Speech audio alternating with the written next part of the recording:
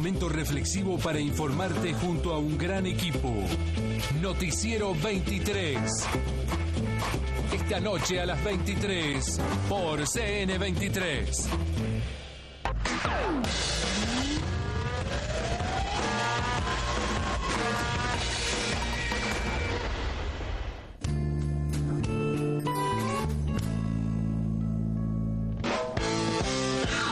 Noche en Hoy Hoy Hoy. Fondo Buitre, la UNASUR respaldó a Argentina. Argentina hoy no tiene un problema de deuda, no es un problema que ellos adviertan, sí tiene un problema con los buitres. Brasil 2014, la victoria charrúa y la selección llegó a Porto. Centro de Ramírez, buscaba Godín el cabezazo. ¡Gol!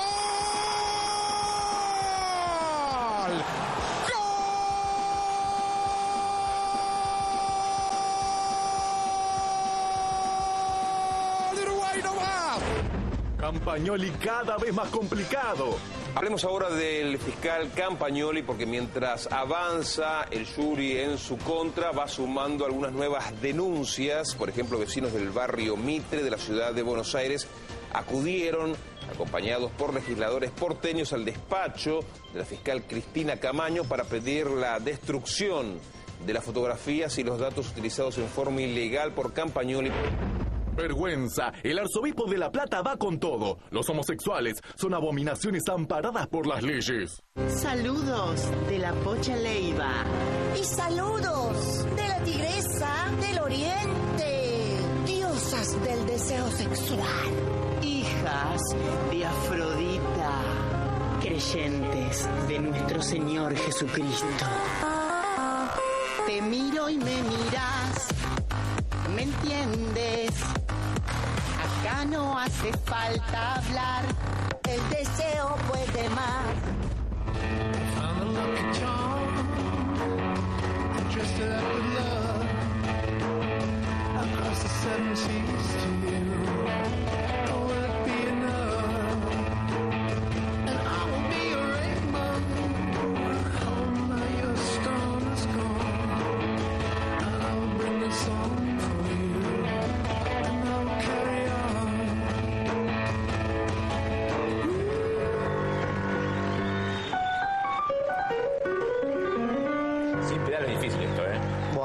Y dice...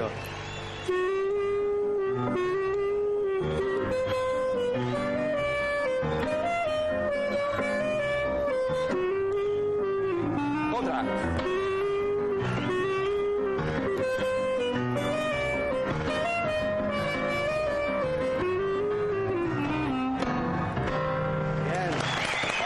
¿Cómo me aceleraste el final? ¿Con esto nos metemos un barnizón por lo menos de fin de semana? Además suena muy oriental, muy ucraniano, de por ahí. Sí. El señor Murano, por favor, que ha pasado, por supuesto, mejor vida. Él fue socio fundador del programa. Sí, exacto. ¿Sí? Venga, por acá lo voy llevando aquí, ven acá, por acá, ahí está. Bien. ¿Cómo anda, mi viejo? Bien, querido. Qué bueno tenerte. Bueno, me alegro mucho verte. ¿Cómo anda allá en las esferas altas de los edificios? Puerto Madero, haciendo equilibrio Londres. siempre haciendo equilibrio. Muy bien. Es el jefe de redacción de la revista 23. Por ahora sí. Un gran amigo, quiero decirles. Y unos tipos que con mayor lucidez sabe hacerse un nudo de corbata. Sí. Sí, es cierto. Hoy es el día de muchas cosas. Sí. Huentri Pantu es el año nuevo mapuche. Mari María Compuché, Calfo y todos los amigos mapuches que arrancan un nuevo año. Es el día del cumpleaños de Leo Messi. Es el día del piloto, del automovilista, del cumpleaños de Juan Román Riquelme, 79 años de la muerte de Gardel. No me pises, pará que me memorice todo esto. Que estoy al borde del infarto cerebral y puedo todavía... Rodrigo Bueno. Quiero agradecerle a Rodrigo Bueno un favor. Lamentablemente partió, pero el día de su fallecimiento, yo estaba en Aeroparque por tomar un avión. Al lado mío se encontraba una muy bonita mujer, Panam. Sí. Y al enterarse de la triste noticia, se abrazó a la primera persona que tenía al lado, y era yo. Así que donde quieras que estés, Rodrigo. Perfecto. Hace esto año 2000, imagínate lo que estoy diciendo. Irina Sterni, la dama de la tecnología. Hola. ¿Cómo anda usted? ¿Bien? Bien, día de la maquilladora. El día de la maquilladora, se lo dije en persona a nuestras amiguísimas que hacen esta reconstrucción. Sí, tal cual. De gente que se levanta muy temprano. Bien. Sí, está muy bien. Vamos a hablar de fondo buitre, obviamente. Por supuesto, sí. Es el gran tema de la política. Hay dos mundiales, podemos decir, ¿no? Juan Pablo Bertaza, Juan Pérez, ¿cómo va? Es el rincón de los Juanes. Sí.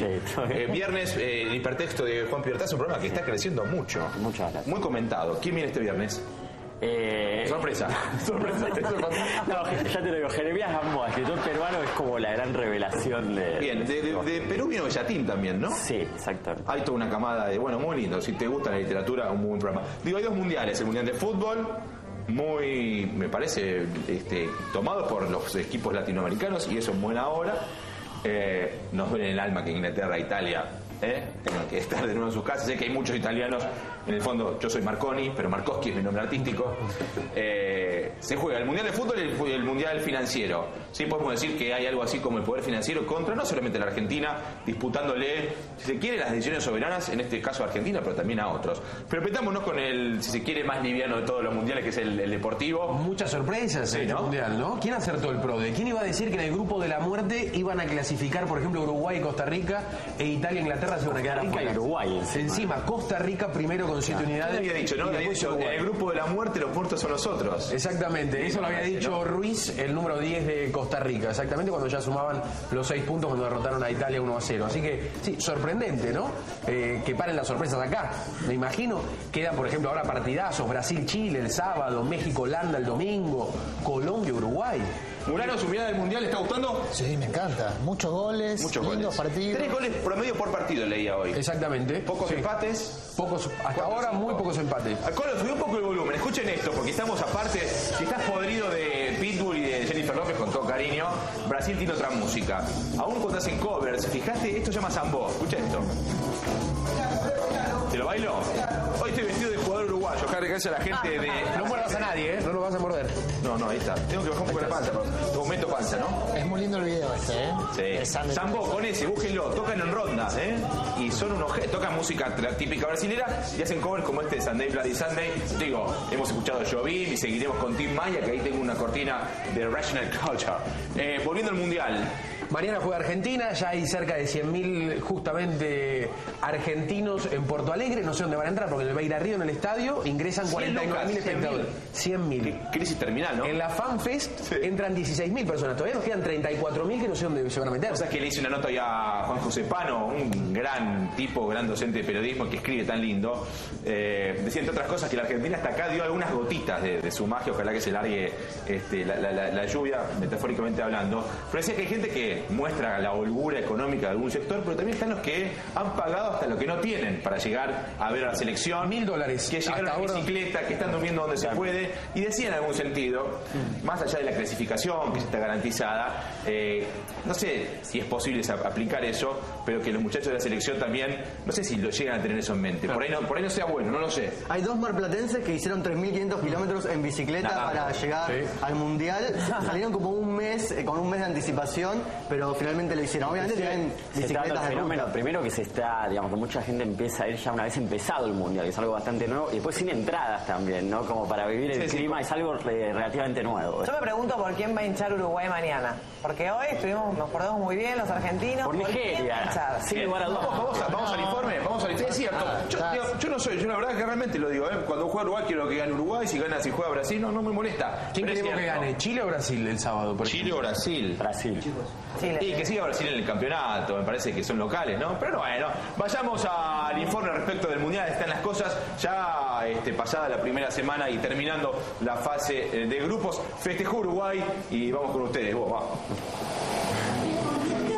Que huye, tarde o temprano detiene su andar, y aunque el olvido que todo lo destruye haya matado mi vieja ilusión, cuando escondida y una esperanza mil, que es toda la fortuna del corazón, volver.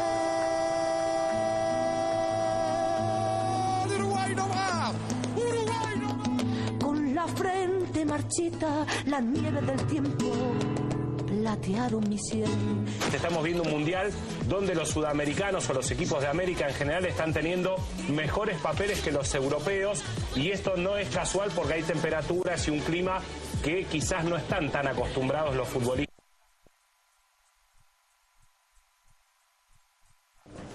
Nos quedamos. Ay, fue la estatua. Pausa, Zucalesca. Digo, Zucalesca, ¿cómo le va? Buenas noches. ¿Está usted ahí? Estoy acá, ¿ustedes me ven? ¿Dónde estás? Estoy en Salta, la linda, realmente, bueno, una jornada muy linda aquí en Salta, que está realmente muy bonita, preparándonos para lo que será mañana un punto de aliento, uno de los 4 que se dan transmisión de la TV pública, en la previa y en el post de lo que será el partido con Nigeria. Contanos exactamente, describinos esto de los puntos de aliento. No es que te van a chequear si tenés mal o buen aliento, mal chiste, sino que ahí se congrega la gente, ¿no? Hay uno en retiro, ¿puede ser también acá algo parecido a eso? Sí, realmente es una iniciativa de Presidencia de la Nación que tiene que ver con un poco esto, promocionar. En este caso estamos hablando de espacios Incas que hay alrededor de todo el país. Yo ya he estado en Piedrabuena, Santa Cruz, he estado en la ciudad de San Juan, ahora estoy aquí en Salta. Y la idea es, bueno, convocar a la gente, además de, bueno, distintos espectáculos culturales. Obviamente el plato fuerte es ver el partido de la selección en pantalla gigante, en salas realmente espectaculares. Mañana estaremos en el Hogar Escuela Carmen Puch. Es una escuela que tiene un salón especialmente restaurado con 350 butacas, un lugar muy muy lindo, y donde invitamos a toda la gente. Este lugar queda en Chiclana e Hipólito Yrigoyen, que quizás está del otro lado, que está viendo ahora Seina 23, acercarse y ver espectáculos, ya te digo, culturales, y luego sí, el partido en una pantalla seguramente espectacular. Diego, pregunta primera, un poco autorreferencial. Sé que en las provincias se ve mucho CN23. Entraste en bares donde se pueda ver. En la ciudad de Buenos Aires, porque todavía no estamos subidos en la grilla de Cablevisión, un poco menos, pero en las provincias suele haber más presencia. ¿Cómo lo ves vos? Sí, absolutamente cierto. A mí me pasó por estar en distintos encuentros con gente de todas partes del país y por recorrer un poco la Argentina, darme cuenta de eso, que está ahí. Ya uno hace zapping y está ahí en la grilla. Es algo que de alguna manera nos sorprende, la verdad y que además uno va caminando por la calle y seguramente algún comentario al respecto del programa o del canal y demás siempre escucha, así que es cierto lo que vos decís. Estaba escuchando esto que hablaban del aliento respecto a Uruguay, y vos sabés que yo estaba volando para aquí, para Salta, y pasó una situación muy particular, que es que el piloto, el capitán del vuelo, en un momento interrumpe el vuelo, digamos, o abre el micrófono y dice: para los interesados en el Mundial, les cuento que clasificó Uruguay, que hizo el gol faltando 4 minutos, y el avión todo empezó a aplaudir. Bien, buena esa. Muy buena situación, muy divertida, por cierto, así que no tengo los detalles del partido, pero sí esta situación que la verdad que nos alegró a todos. Bien, Diego, por último, cuando se piden empanadas allá se dice directamente una salteña, ¿sabes? ¿Viste? Como es esto, tantas media docena de salteñas, no se dice empanada, asumen que empanada es salteña. Imagino que tendrás tiempo de hacer algún tour cultural gastronómico. ¿El clima mundialista en Salta? Vos sabés que yo ya llegué, recorrí un poco, la temperatura acá ahora es de 13 grados, está realmente muy lindo, está muy agradable, y hay en las calles, había una comida, una cadena de comidas rápidas que también tiene su pantalla, digamos, grande, no diría gigante, pero grande, cerca de la plaza 9 de Julio, en el centro, y muchos chicos mirando el partido. En ese momento era el partido de Colombia, se escuchan bubucelas, hay bien. Clima de mundial realmente. Dieguito, pasala bien, vamos a estar atentos a lo que se ocurre. Me parece que es una muy buena iniciativa esta de los puntos de aliento. Suelo ir a Salta una vez al año a tocar con los chicos del coro Arsenova, que es uno de los mejores coros de niños, niñas y adolescentes que hay en el mundo. Chequeate eso por ahí, y lo que pasa culturalmente, la música en las calles y lo que se vive en este lugar tan lindo. Sí, se respira cultura, realmente Salta es espectacular, así que haces muy bien en venir una vez por año. Realmente yo hacía rato que no venía y realmente es extraordinario, la verdad que hay que venir más seguido. Abrazo grande, Diego. Un abrazo grande, saludos a todos por allá. Qué producción hoy, estamos en todos lados, y tenías un comentario, Juan, para hacer. Justamente para repasar la información que tiene que ver con la selección argentina. Hablabas de la importancia que le dan los hinchas a este partido. También Alejandro Sabela, que seguramente va a poner los mismos 11 que vencieron 1-0 Irán. Está en duda Marcos Rojo, que ya ingresa Basanta únicamente para cuidarlo por su amonestación, pero dijo que... Con que es fundamental el primer puesto. Exactamente, el primer puesto, dijo que los 4 de arriba necesitan rodaje. Entonces, y me parece que es bastante también una prueba, Sí. A ver si tiene un poquito más de movilidad que el último partido, porque pueden empezar a perder. ¿Cómo jugar para probar cosas, ya clasificados, pero atentos. Si ocurre el accidente que perdemos, jugamos con Francia. Ok. Che, lo que está sonando para los que pregunten, porque estamos en un momento... Tim Maia. Tim Maia. Año 1975, este tipo es brasilero, y yo estoy fascinado hace años con este tema en particular, que se llama... tiene un nombre en inglés. Bueno, la letra dice solamente una cosa. We are gonna rule the world, don't you know, don't you know. Vamos a controlar el mundo. Estamos... Es un disco religioso, de una religión. Pero después se pelea con esa religión. Sí, pero... Y hablando de religiones, esto da pie, atención, ¿tienen relojes? Sí, señor. Atrás en los 4 siglos, por favor. 4 o 5 siglos hay que atrasarlo. Sí, porque tenemos las palabras de... ¿Es Monseñor? Sí, Monseñor Aguer, al respecto de su mirada de la diversidad sexual en un país como la Argentina, que aparte necesita desde las instituciones mensajes para bajar niveles de violencia que existen y que redundan en personas que son luego lastimadas severamente. Por eso una invitación a la reflexión que hacemos más allá de alguna mirada crítica. ¿Cómo se refirió Monseñor Aguer a la comunidad homosexual del país? De este modo.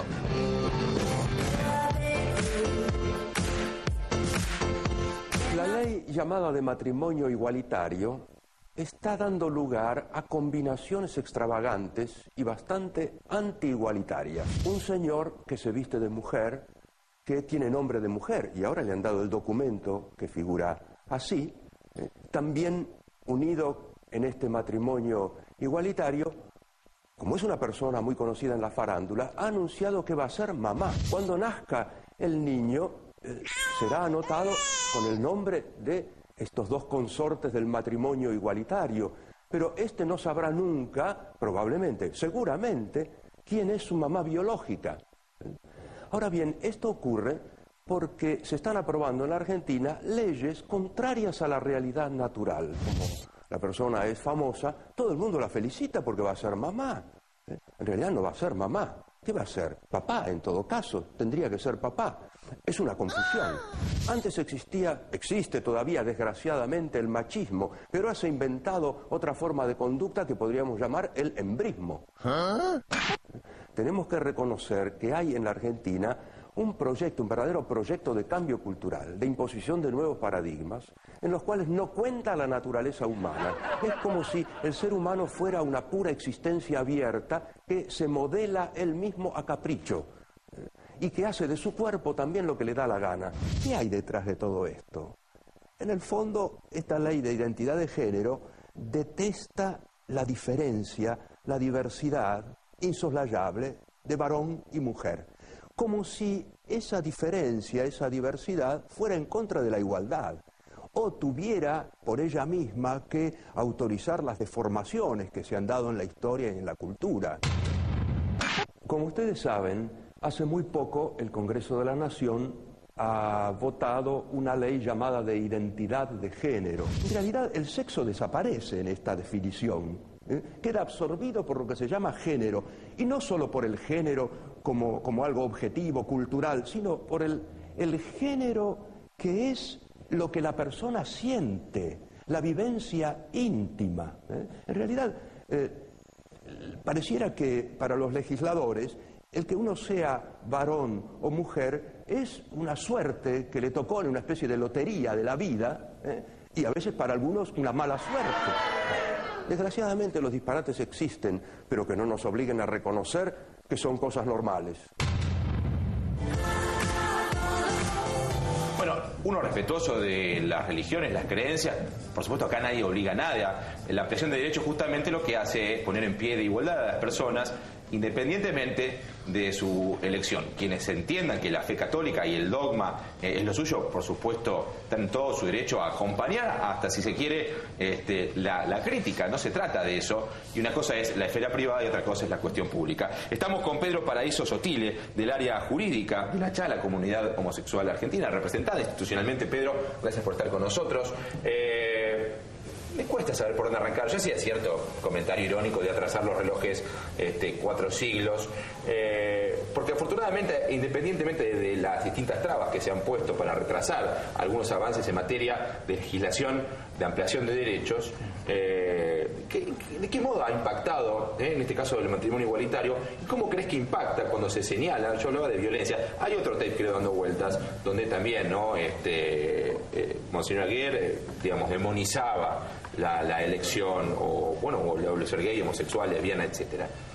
Y que eso redunda en situaciones de violencia, uno entiende. Sí, yo creo que nosotros desde la CHA creemos que manifestaciones como estas no solamente son discriminatorias, sino también son violentas, y justamente lo que hacen es promover o incitar a la homo-levo-transfobia, que la expresión quizás más fuerte de la homofobia es, por ejemplo, los crímenes de odio que ocurren no solamente en Argentina, sino en todas partes del mundo. En este mismo lugar, hace 2 semanas estuvo Ariel, un chico que fue Parque Le Llama, que está a 2 cuadras, sí, entiendo, de la sede de la CHA. Antes estuvo Pedro Robledo, que son uno de los casos visibles, 2 de los casos visibles de miles de chicos, chicas, hombres, mujeres que son agredidos, linchados muchas veces por su elección sexual. Entendemos que ya existe la figura del femicidio o feminicidio, dicen, para ver con más corrección.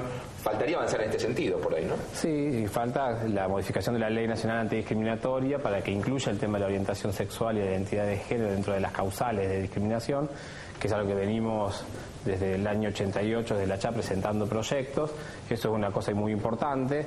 Y también es importante, digamos, saber que, meternos en la cuestión religiosa, nosotros estamos promoviendo, obviamente, cuestiones de estados laicos, de libertad de expresión, de religión y demás, pero lo que sí es importante aclarar es que esta cuestión, digamos, a un Estado democrático, a una república, no ayudan para nada, ¿no? Pedro, en los próximos meses va a haber un sínodo de obispos convocado para que la Iglesia se defina sobre cuestiones de familia. Sí.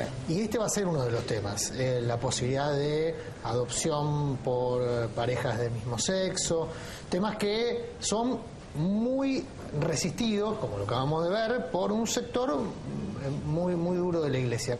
¿Confías en que en este sínodo o en alguna otra oportunidad la Iglesia, de manera institucional, más allá de que siempre va a haber alguna patrulla perdida, pero de manera institucional vaya cambiando su opinión respecto a este tema, o lo ves más difícil eso?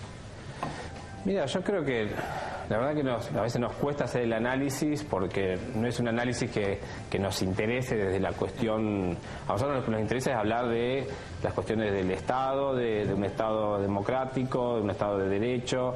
La cuestión religiosa, como otras religiones, es importante para sus fieles, y por supuesto que es importante también para las comunidades y para las personas que profesan. La Iglesia Católica en Argentina educa al 35% de los chicos. Por eso es muy importante, y por eso también lo que uno espera es que, Agüer, aparte de las cosas que escuchamos, dijo este fin de semana que éramos abominables, depravados y descaminados. Eso fue también. Nosotros, ¿viste? Descaminado. Voy a aprender. Claro. El problema es que la Iglesia Católica puede tener su posición que responde a un credo. El problema es que lo intente llevar al conjunto del Estado argentino, ¿no? Que la Iglesia Católica intente imprimir con su sello religioso un Estado que supuestamente es laico. Pero esto tiene que ver mucho con la historia argentina, porque en otros países existen partidos que son demócratas cristianos. ¿Por qué en Argentina no existe una democracia cristiana? Es porque la Iglesia Católica pretendía erigir un Estado católico. Porque la Iglesia Católica sentía que la Iglesia junto al Ejército eran las 2 instituciones que fueron fundantes de este Estado, y la trayectoria de la Iglesia Católica Argentina es diferente a la de otros estados que tienen una tendencia mucho más liberal y secular, como Uruguay, por ejemplo. Perdón, Andrés, para ser justo con la historia, Carlos Aullero, que era el histórico referente de la democracia del Partido Demócrata Cristiano de la Argentina, era un hombre tremendamente progresista, muy enfrentado a las estructuras eclesiásticas. Yo iba a sugerir esto, ¿no? Que por suerte, así como tenés a Aguer, que es una expresión dentro de la Iglesia Católica, tenés a Juan Carlos Molina, o tenés otra mirada, no necesariamente, y me parece acá no caerle. Palabras tan talibanes y dogmáticas, y a mí me hacen tener un poco el estómago. No representa a la Iglesia las palabras. Es una parte de la que el punto ahí es, el punto es que ahí, insisto, 4 chicos de cada 10 se educan en escuelas que están orientadas por la Iglesia Católica. Y subvencionadas por el Estado. Claro, están subsidiadas por el Estado, con lo cual ahí tenés un punto, si querés, de conflicto respecto al laicismo, que constitucionalmente está instituido en la Argentina, y las futuras generaciones de pibes que queremos que crezcan sin esta carga de prejuicios. El tema es, por eso preguntaba si institucionalmente se puede hacer un cambio. No, le quería preguntar a Pedro si este tipo de opiniones, digamos, más allá de pertenecer a la iglesia, o por lo menos a cierto sector de la iglesia, la verdad que no toda la iglesia es así, pero que algunos sectores de la iglesia sí son muy conservadores, también representan a parte de la sociedad o no. Digo, si hay una unión con parte de la sociedad o es un hecho aislado. Yo creo que, digamos, toda la cuestión de ampliación de derechos, de la inclusión, de la democracia, estos 30 años, de más de 30 años de democracia y demás, han venido no solamente por una decisión política y del Parlamento y del Poder Ejecutivo, sino acompañado por una sociedad que ha ido cambiando y ha ido avanzando también en esto. Lo que sí no hay que dejar, digamos, algo que tiene que quedar en claro es, por supuesto que no nos sorprende y digamos, no sería tan grave que la opinión de Agüer, públicamente o no públicamente, pero el tema es que Agüer es autoridad de la Iglesia. Y ahí el silencio, porque también, digamos, habla mucho, digamos, de las cuestiones, sobre todo ahora con el Papa argentino y demás, las cuestiones de los gestos, las cuestiones de cambios. Y es muy importante aclarar que manifestaciones como estas son justamente las que provocan esos actos de discriminación, de acoso, bullying. ¿Se acuerdan que había una publicidad? Mira, creo que era de TIC, fíjate qué amplios que somos. Que mostraron una hinchada cantando, los vamos a matar. Y había una leyenda, un locutor que decía, ojo lo que cantamos, porque cuando alguien canta, los vamos a matar, nos falta, no sé si decía el ángel, la bestia, que va y mata. En ese sentido pregunto dos cosas.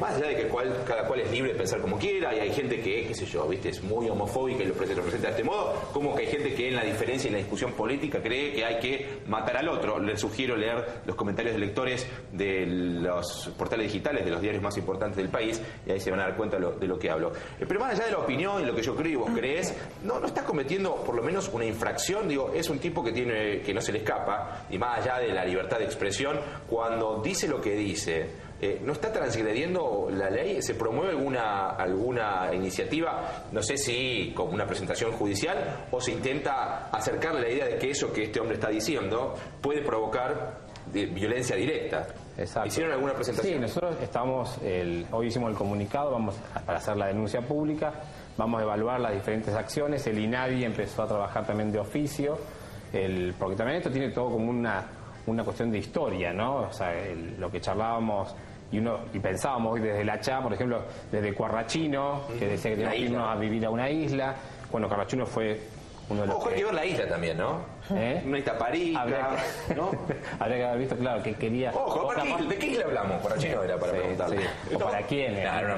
O para quiénes, nosotros, exacto. Pero bueno, uno tiene que ir mirando esto y plantear, digamos, que claramente hablar, digamos, de esta manera, que Agüer hable de esta manera de leyes que son aprobadas por el Parlamento argentino, eso es no solamente lo vergonzoso, sino también es un insulto a la democracia. Tenemos una manera de comunicarnos que es #H23, Pedro, ahí queremos conocer tu opinión, ¿cómo lo ves? Es cierto que todos podemos también aprender y cambiar. El Papa, hoy, ¿no? Antes Bergoglio, había sido muy duro en relación, dijo que esto era una obra del demonio, palabras menos. Y yo creo que demostró el hombre de una jerarquía, la máxima jerarquía de la Iglesia Católica Mundial. Me parece que, no es que me quiera volver más mapista que el mapa, pero mostró su capacidad, si se quiere, de acomodar su creencia, por ahí reflexionó sobre el tema y, así como dijo palabras duras, me parece que también adoptó una posición que se entiende, habla de la diversidad y la tolerancia, sobre todo de la existencia de personas de nuestra comunidad que somos diversas por muchos otros motivos, además de la diferencia o la elección sexual. ¿Cómo ves ese punto? Sí, yo creo que, como decía antes, ¿no? Yo creo que, por supuesto que hay diferentes expresiones, creo que también lo que hace falta son dejar de hablar de gestos o digamos, yo diría, estas cosas que pasó ahora este sábado, creo que fue este sábado en misa, estas son las oportunidades que tiene la jerarquía vaticana o la jerarquía de la Iglesia Católica para manifestar públicamente su posición. Y la Iglesia que no no se pronunció en contra ni... Claro, decía Pedro, silencio preocupa más que por ahí la palabra de guerra. Y sí, porque No, le quería preguntar, justamente hablaba ayer de la fuerza de la naturaleza humana, del fin de la naturaleza humana. Me parece que se le olvidó alguna palabra que vendría a ser el amor, ¿no? Y quizá lo que le puede dar una pareja, ya sea gay o no, a un chico a la hora de adoptar.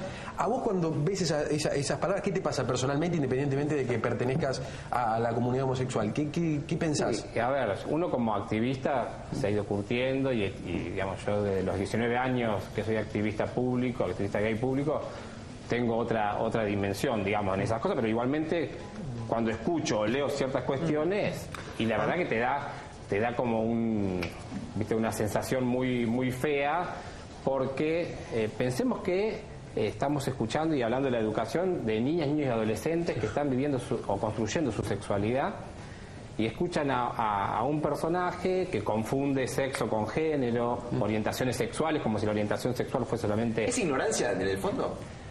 En el fondo es ignorancia, pero... Prejuicio, pero sobre todo creo que acá hay una intencionalidad. Digamos, es un personaje público que hace muchos años está en una institución que viene atacando, digamos, a nuestra comunidad, y claramente eso demuestra, digamos, que hay una digamos, que se aleja más de la... Sí puede haber una ignorancia, pero claramente en él hay una intención. Pedro, te agradecemos por venir. A mí lo que siempre me perturba es que aquellos que tienen la posibilidad de contribuir a mejorar la vida, a alivianarle la carga a quienes ya tienen la dificultad por cómo está planteada la sociedad y por todo lo que falta, y sobre todo para ayudar a bajar niveles de violencia, no lo hacen. Me perturba profundamente, tanto en términos como lo que estamos hablando ahora, en términos políticos, quienes muchas veces se llenan la boca hablando de un país mejor y un mundo mejor, como decías vos, tienen una oportunidad y siento que exacerban más la violencia que combatirla. Acá, insisto, hubo gente golpeada, muy golpeada, por personas que no solamente dicen lo que dice Aguer, sino que llevan a la práctica esa agresión. Pero gracias por estar con nosotros, la seguimos la próxima. Nosotros vamos a compartir ahora un informe sobre ese otro mundial que te decía. Tenemos el mundial de fútbol y el mundial de, si se quiere, el poder financiero, en este caso representado por los conocidos fondos buitre y nuestro país, con un mundo que también se suma con distintas miradas. Vemos el informe y ya recibimos a Tomás Bulat, nuestro próximo invitado. Los fondos buitres no son otra cosa que el rostro visible de un capitalismo cada día más salvaje. Look at the increasing corporate capture of the federal courts. According to a recent study, listen to this one.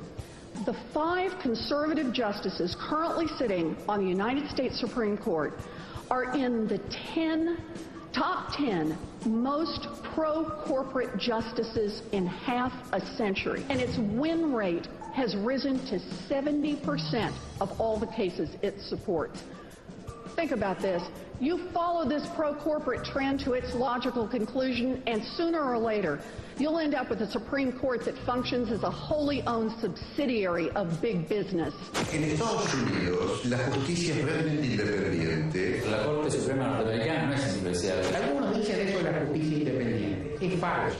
Es independiente del poder político, pero es dependiente de los poderes económicos. Los buitres no solo son los fondos internacionales extranjeros. Hay buitres acá también en la Argentina. La sensación es que la Argentina está al horno con este tema. ¿Estamos mal o hay una chance? La sensación es que la Argentina está al horno con este tema. ¿Estamos mal o hay una chance?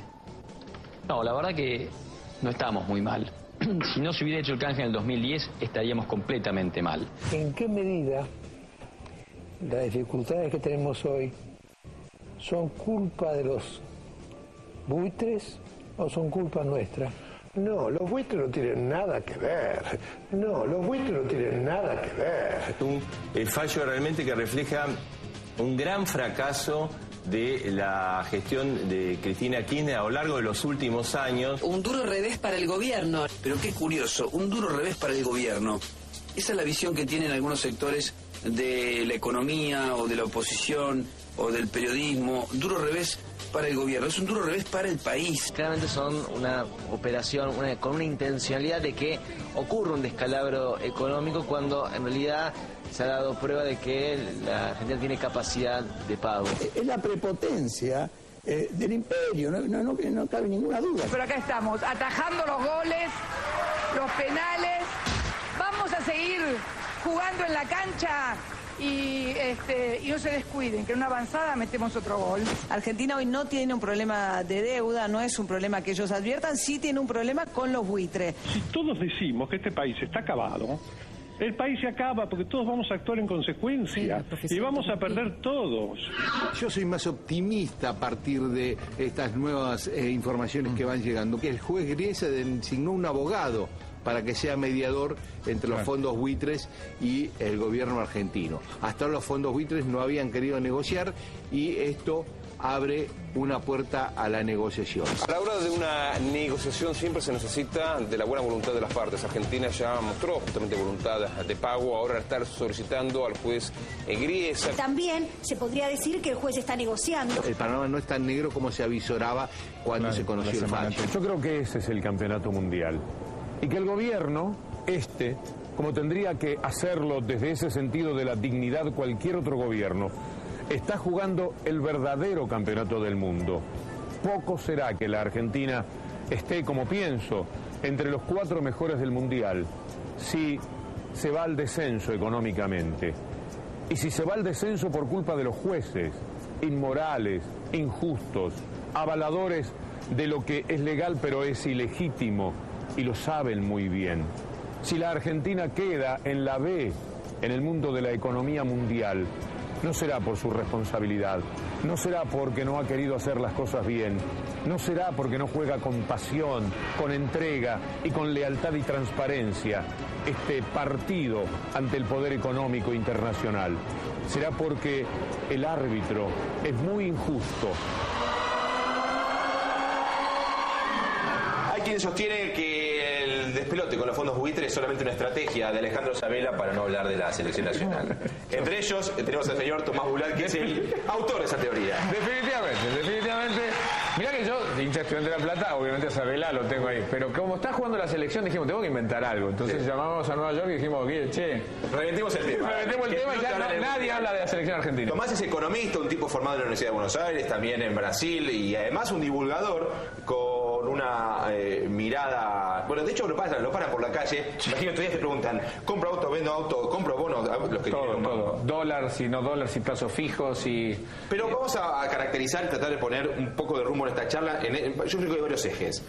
Política interna nacional, quienes desde distintos intereses toman el tema o para castigar al gobierno o para decir que las cosas se hacen bien. Tenemos ahí la cierta polarización política que es entendible en cualquier país del mundo. Ahora, todos sabemos que esto es un tema, Adrián y esto también sabe mucho, que involucra más allá de este gobierno a el futuro de nuestro país. Arranco por la primera. Este partido en particular, el de los fondos buitre, Griesa, Paul Singer, los 1330, el 30 de junio que se extiende al 30 de julio para entrar en default técnico. Ese partido, a tu entender, ¿lo damos vuelta?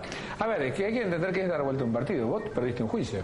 Se lleva 12 años. En realidad del 2005 fuerte, pero la primera presentación es esa. La primera presentación la se hace fuerte el NML en el año 2005 tratando de evitar el canje. Y Griesa nos falla a favor de la Argentina. O sea, gracias a Griesa, que se habían embargado 7.000 millones de dólares que estaban allá en Estados Unidos, se puede hacer el primer canje. Y gracias a Griesa también se hace el segundo canje del 2010. ¿No? Digo esto también por la historia, porque el tercer cosa de Griesa es que va contra nosotros. O sea, digo, si uno ve la continuidad, a los argentinos les gusta poner las cosas en Griesa es malo, nosotros, bueno, Griesa en realidad es un juez norteamericano, todo blanco y negro, claro, no hay Griesas. Y Griesa es un, digamos, Griesa es eso, es un, digamos, tuvo sus cosas y después falló finalmente con la Argentina en contra. Fallo que es del febrero del 2012. O sea, sí, que está con el STI famoso, la cautelar. Exacto, lo que digo es que es esto, porque también me da sorpresa, porque mucha gente como dice, a ver, veamos qué dijo el fallo de Griesa. El fallo de Griesa tiene 2 años y 2 meses, o sea, tenías tiempo de haberlo leído un montón. Porque lo interesante era que como la Cámara lo ratificó, la Corte, si la Corte lo agarraba, sí, la historia empezaba de nuevo. Pero vos tenías que tener plan B de que la Corte no lo agarrara. Si la Corte no lo agarraba, sabías que volvías a febrero del 2012. Entonces yo creo que acá hay que tener una estrategia. Ahora bien, el tema no es pagar o no pagar hoy. El tema es si te rebelás contra el fallo judicial o no te rebelás contra el fallo judicial. Que esta es la discusión, y es una discusión distinta. Entrar en default, los países entran en default, las empresas entran en default todo el tiempo. Se entra y se sale. Cuando estás en un default, te sentás a negociar, etcétera. De un fallo judicial y revelarte un fallo judicial es otro tema. Quiero preguntar a Adrián Moreno para sumar la charla. En cualquier situación en la que haya un acreedor y un deudor, un acreedor que quiere cobrar y un deudor que dice yo te quiero pagar, pero fíjate que no de cualquier modo, porque si no me liquidás, ayúdame que yo te pueda pagar y nos juntamos a resolverlo. Está el juez en el medio. Ahora, cuando el acreedor, que parece muy cercano al juez, no solamente quiere cobrar y se niega a cualquier situación que le permita al deudor enfrentar ese pago sin perecer en el intento, hay otra intención. Sí. Y acá entro en la cuestión más allá de lo jurídico, en lo político. Ahí empieza la suspicacia política. Yo estaba haciendo hoy un repaso.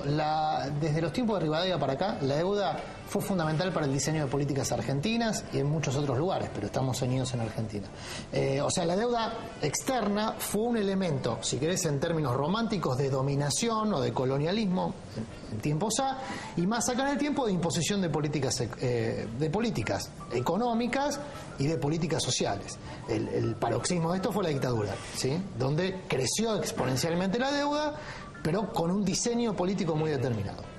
De ahí es que me permito, y muchos nos permitimos, tener suspicacias respecto a la oportunidad, porque es cierto lo que decía Tomás sobre los tiempos que han pasado y los fallos de Griesa. Había, no solamente en Argentina, sino en Francia, en Estados Unidos, en México, digo, por nombrar algunos de los países que apoyaron la postura argentina en la justicia estadounidense, la sensación que la justicia estadounidense iba a acompañar los tiempos para llegar al 2015, que se cayera, claro, y facilitar, sino una reestructuración, porque los buitres no pretenden entrar en ninguna reestructuración, una negociación en términos razonables. Que no la suspicacia política y lo que detona que, por ejemplo, que si vos mañana esté hablando en Naciones Unidas convocado por el G77 más China, que no es un tema para nada menor y que repite algo que ya ocurrió hace 2 semanas, lo que detona todo esto es la suspicacia de que aquí hay elementos de diseño político. En tu caso, con tu experiencia como economista, los economistas, cuando analizan la situación de los buitres, el default y demás, ¿incorporan este elemento, el elemento político, o solo ven los números y cómo pueden terminar los números? Yo te digo una cosa, economía y política siempre van de la mano. Lo que yo digo es, el tema externo, lo decía bien María O'Donnell, el deuda externo hoy en Argentina no es un problema. No. Sí, lo digo, aún con los fondos buitres. No, pero está bueno que lo diga porque el fin de semana en el programa de la Nata se estableció o pretendió establecerse otra cosa. Está bien, háblalo con No, pero digo, está bueno. Yo sé, porque yo estuve en ese programa, gente... si alguien me invitó, muy bien, pero yo no estuve. A ver, lo que quiero decir es esto. Yo tampoco soy de la teoría que se politiza todo. Hay cosas que no tienen la política, y menos esta esencia de la Argentina de politizar todo, o sea, todo lo politizas. Hay cosas que vienen. La justicia norteamericana está menos politizada de lo que nosotros podemos entender. Uno razonablemente tiene siempre a lo que te pasa en tu país, pensás que pasa exactamente en los mismos países. Mira, te cuento algo. Me pasa todo el tiempo. Cuando hago presentación de economía, presento los datos de Latinoamérica. Ellos me dicen, ¿pero esos datos son ciertos? Me preguntan, y digo, sí, son ciertos. Digamos. El único que hasta ahora tuvo dudas con los datos es Argentina. De hecho, Venezuela tiene 62% de inflación anual y te pone que 62% de inflación anual, o sea, no te cambia algo. Después te justifica que la inflación será de otro. Pero entonces uno tiende a hacer eso. Entonces, como en Argentina acá, nosotros, ¿qué haces si te viene un juez? Negociás con el juez. La política de acá en Argentina, estamos. ¿Vos estás diciendo que negocian allá? Yo creo que no. Pero no con el poder político, con el poder económico. Pregúntale, ¿cuál fue la posición del gobierno de Obama? No, la posición del gobierno fue acompañar la postura argentina. Pero por un problema fundamental, no porque Argentina pague. El poder político y el poder económico no se puede. ¿Cuántos son los fondos buitres para el poder económico? ¿Quién es estar más preocupado? ¿Hay más gente adentro del canje en Estados Unidos o hay gente más afuera del canje? No, hay mucha más gente que está dentro del canje preocupado por esto que fuera del canje. De hecho, Fintech, que también compró fondo buitre. David Martínez agarró y ¿qué quiso hacer? Tratar de ver si podía comprarle la deuda en NML, porque la cantidad de plata que él tiene es mucho más grande de la que tiene en NML. ¿Vos pensás que la cantidad de dólares que hay? 100.000 más o menos. Los 1.500, NML tiene 800, en realidad los 1.500 porque después está Aurelio. Que lo pensás en términos de volumen de escala económica personal y no es una locura, pero a nivel de país no es tan grande. Claro. Digamos. Pero lo que te digo es, vos pensás que reestructurado hay 70.000 millones de dólares. O sea, el poder económico, y Estados Unidos tiene buena parte de eso. O sea, Estados Unidos, los intereses económicos de Estados Unidos tienen más en la deuda reestructurada que en la deuda no estructurada. O sea, vos decís que es un problema judicial con un juez y no se puede uno revelar por los motivos que es. No, podés revelarte, siempre podés revelarte. Si vos te revelás en la justicia, tenés las consecuencias. Ahora, si el juez te dice, Tomás, perdiste el juicio, más allá de tu apego por la justicia, tenés que, me gustó esta idea, tenés que suicidarte. Decís, bueno, yo soy muy apegado a la justicia, pero eso no lo puedo hacer. Estoy de acuerdo, pero si alguien te pide suicidarte, primero uno, ¿por qué estuviste en el juicio? El juicio sabía que el resultado podía ser suicidarte. Dos, no es cierto. Porque también lo siguiente es, vamos a la cuestión más técnica. Son 1.500 millones. El resto es todo, ¿va a ser 15.000? No se va a hacer 15.000. Dos tercios es norteamericano, un tercio es europeo. Lo europeo está yendo por otro carril. Los 2 tercios norteamericanos, ¿todos están en juicio? Respuesta no, solamente 3 están en juicio. El resto no está. El otro tiene que esperar los fallos para que vengan. Muchos van a pasar enero. Hay muchos que no son fondos buitres, son holdouts. Holdouts quiere decir gente que compró. Sí. Hay un fondo en Boston, por ejemplo, que compró de los jubilados y nunca entró al canje y se los quedó, pero no nos inició juicio. Porque hacer juicio es muy caro, entonces los tipos esperaron que pasara esto. Bueno, ¿vos creés que el juez puede decir, a ver, entiendo, y puede suavizar su posición o...? No, el juez lo que quiere es que hay un fallo y le va a decir, claro, y de hecho, mirá cómo lo posicionó, que el fallo dice cash. Y el tipo que acaba de nombrar. Un negociador. Exactamente. O sea, él mismo ya está flexibilizando la posición.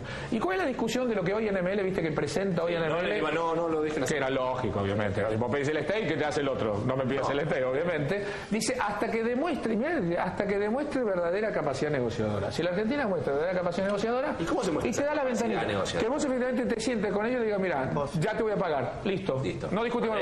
Discutamos el cómo. Lo preocupante para Argentina sería cumplir con lo que indica la demanda del fallo de Griesa, o que pueda haber una nueva demanda de los que ya están reestructurados. La principal preocupación para la Argentina es no cumplir. La primera es no cumplir, porque automáticamente no solo entras en default, entras en rebeldía judicial. Eso implica que cualquier persona como YPF, que sacó hace un mes $1.000 millones, el Mendoza, o sea, cualquiera que quiere tomar crédito internacional, se acabó. No puedes, porque no vas a poder ir a Londres, no puedes ir a Singapur, nada, porque tu situación no es de default, es de rebeldía judicial, que aparte de tener default. Entonces, toda ley internacional quedas al margen de eso. Entonces, ese es el peor escenario. El segundo escenario es que de pronto pensás que no tenés una estrategia global de todo esto. ¿Qué quiere decir?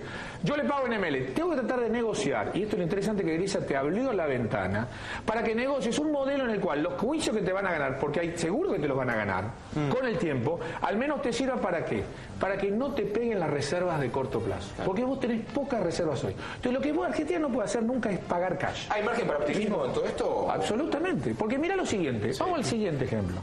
Vos tenías 4 frentes abiertos: CIADI, Club de París, Repsol y esto. ¿Cerraste 3? No, cerraste 4.